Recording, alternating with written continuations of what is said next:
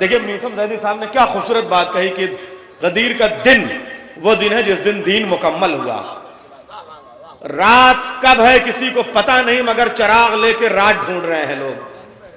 اور لے رکعت دے رکعت، لے سجدہ دے سجدہ، 100 رکعت پڑھے چلے جا رہے ہیں اور پورا قرآن ختم کیے جا رہے ہیں.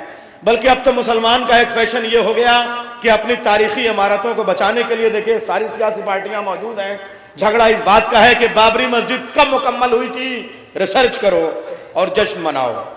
تاج محل کب مکمل ہوا، معلوم کرو، جشن مناؤ.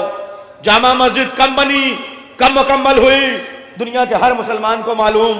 قطب مینار کب مکمل ہوا، دنیا کے ہر مسلمان کو معلوم. لال قلعہ کب مکمل ہوا، دنیا کے ہر مسلمان کو معلوم.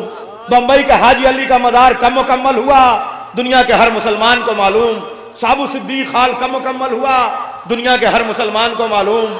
شامینہ شریف کی کون سی تعمیر کب مکمل ہوئی، دنیا کے ہر مسلمان کو معلوم. سیکری کا قلعہ کب بنا، دنیا کے ہر مسلمان کو معلوم. تاریخی عمارتیں کب مکمل ہوئی، دنیا کے ہر مسلمان کو معلوم.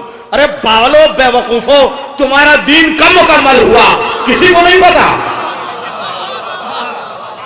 اسلام کس دن مکمل ہوا، کس دن قرآن مکمل ہوا، اس دن تو معلوم ہونا چاہیے. مگر یہ ایسے اندھے بڑے ہوئے ہیں قسم خدا کی، بغض علی میں اندھے ہوئے ہیں. قرآن پڑھتے پڑھتے لفظ علی پہ یا علی کے فضائل پہ اتنا زیادہ ان کی آنکھیں دھدلا اور پتھرا جاتی ہیں کہ اللہ ہمیشہ کے لیے اندھا ہی بنا دیتا ہے.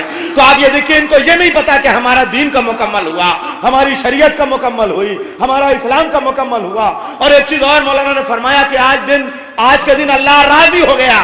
ایک چیز اور قرآن میں اعلان ہوئی کہ آج کے دن کفر مایوس ہو گیا. بدر میں کیا ہوا تھا، وہاں کفر کیوں نہیں مایوس ہوا؟ احد میں کفر کیوں نہیں مایوس ہوا؟ خیبر میں کفر کیوں نہیں مایوس ہوا؟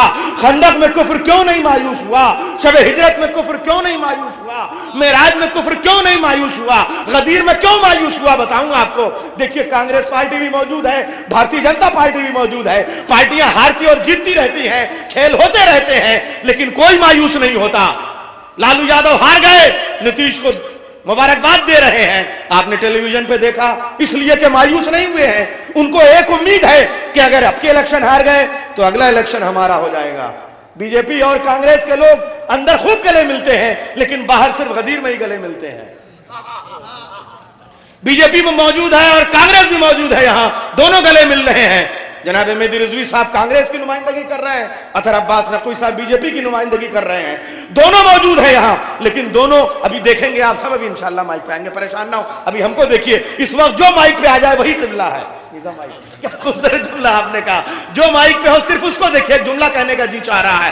الیکشن میں پارٹیاں کبھی ایک دوسرے سے مایوس نہیں ہوتی، اس لیے کہ ایک امید باقی رہتی ہے کہ اگلا الیکشن ہمارا ہو جائے گا، اگلی بار سत्ता میں ہم آ جائیں گے.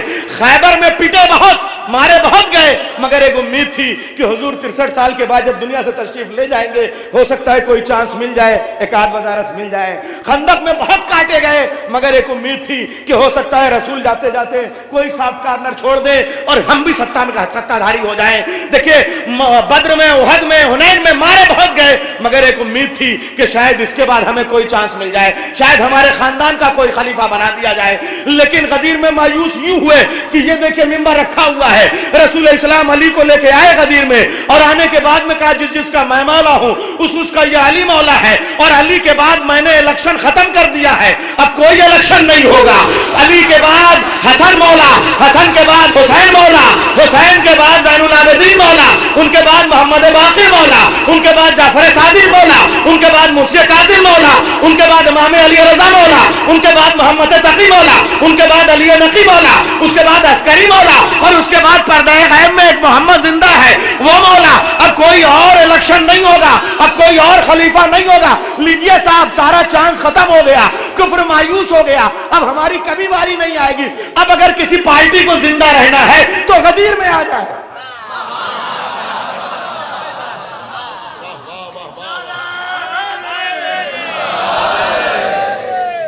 देखिए मैं निज़ामत कुछ अजीब तरह से करता हूँ भाई, खाली ज़रूरी नहीं है शेर वे सुनाएं, तो अब दोनों पार्टियाँ मौजूद हैं।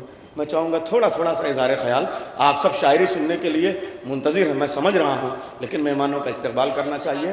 अतहर अब्बास नकवी साहब मुख्तार अब्बास नकवी के छोटे भाई हैं, और हर पार्टी अब यंगेस्ट को ला रही है, नौजवानों को हर पार्टी प्रोड्यूस कर रही है, इंट्रोड्यूस कर रही है। तो बीजेपी ने अपना नुमाइंदा यहाँ भेजा है मुख्तार अब्बास नकवी साहब ने, वो स्पीकर हैं। अल्लाह का शुक्र है कि हर सियासी पार्टी में हमारी नुमाइंदगी इस वक्त हो रही है। जनाब अतहर अब्बास नकवी साहब बहुत इनर्जेटिक कहूँ मैं, और बहुत हौसला, बहुत ऊर्जा है इनके अंदर। पूरी पार्टी समझ लिए बीजेपी, मगर क्या किया जाए अजीज़ों कि अगर किसी पार्टी के पास त्रिशूल है तो त्रिशूल का रखना ऐब नहीं है। अगर हमारे पास जुल्फ़िकार है, हम भी थोड़े मोड़े कुछ असलहे बना लें, तो ईरान ने क्या ख़ता की है।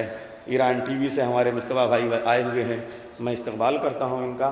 तो असलहे बनाना कोई जुर्म नहीं है, अगर आप त्रिशूल रख सकते हैं तो हम भी अली वाले हैं, 2-4 असलहे रखने की इजाज़त है, हम भी गदीरी हैं। देखिए कांग्रेस बहुत खुश हो रही है इस वक्त। मैं गुजारिश कर रहा हूँ जनाब अतहर अब्बास नकवी साहब से तशरीफ़ ले आएँ और बावज़ बुलंद नारे सलवात से आप उनका इस्तकबाल फरमाएं। बिस्मिल्लाहिर्रहमानिर्रहीम। सबसे पहले तो आप सभी हजरात को इस जश्न ईद की बहुत बहुत मुबारकबाद पेश करते हैं, और साथ में हम शुक्रिया अदा करते हैं इस अरकान कमेटी का कि उन्होंने हमें यहाँ इज़्ज़त दी। जनाब मौलाना मीसम साहब अभी अपनी तकरीर दे रहे थे, उसके बाद मुझे बुलाया और बोलने का हुक्म जनाब नैयर साहब ने दिया। ये मेरे लिए बहुत बड़ा इम्तिहान है। जहाँ इतनी खूबसूरत तकरीर जनाब मीसम साहब ने करी, उसके बाद मैं कोई अल्फाज लाऊं, ये मेरे लिए बहुत मुश्किल चीज़ है। लेकिन ये जश्न है, ईद गदीर है, यहाँ पे कुदरती ज़बान और अल्फाज मिल जाते हैं। कोशिश कर रहा हूँ आपके बीच कुछ कहने की। ये गदीर हमारे ईमान की बुनियाद है, हमारे अकीदे की आखिरी मंजिल है, क्योंकि आज के दिन इस कायनात की सबसे बड़ी शख्सियत ने कायनात के मौला का ऐलान किया। हम लोग अहले बैत के चाहने वाले हैं, मौला के मानने वाले हैं, और इस गदीर में आप लोग आए, मैं आप सबका शुक्रिया अदा करता हूँ। और जनाब शहजादा गुल्लेस साहब के 4 मिसरे मुझे याद आ रहे हैं, क्योंकि मुकम्मल महफिल अब शुरू होगी। बहुत बड़े बड़े शायर आए हैं, अपने अल्फाज अपनी ज़बान में खूबसूरत अशार कहेंगे। 4 मिसरे जनाबे शहजादा गुल्लेस साहब के आपके सामने पेश कर दूं। इरशाद की, जैसे शहदो शीर का जायका अच्छा लगा, नैयर भाई, जैसे शहदो शीर का जायका अच्छा लगा, नामे मुस्तफ़ा के साथ नामे मुर्तज़ा अच्छा लगा। जैसे शहदो शीर का जायका अच्छा लगा, नामे मुस्तफ़ा के साथ नामे मुर्तज़ा अच्छा लगा, और वो मेरा दुश्मन है, उससे सख्त नफरत है मुझे। वो मेरा दुश्मन है, उससे सख्त नफरत है मुझे, जब किया उसने अली का तस्करा अच्छा लगा। जब किया उसने अली का, जैसे शहदो शीर का जायका अच्छा लगा, नामे मुस्तफ़ा के साथ नामे मुर्तज़ा अच्छा लगा, वो मेरा दुश्मन है, उससे सख्त नफरत है मुझे, जब किया उसने अली का तस्करा अच्छा लगा। ज़्यादा वक्त नहीं लेना, क्योंकि शायर बहुत दूर दूर के हैं, आप लोगों को शायर को सुनना है।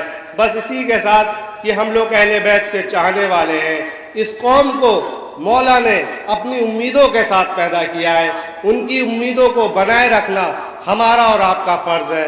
मैं फिर एक बात आप सबको बहुत बहुत मुबारकबाद देता हूँ। खुदा हाफ़िज़।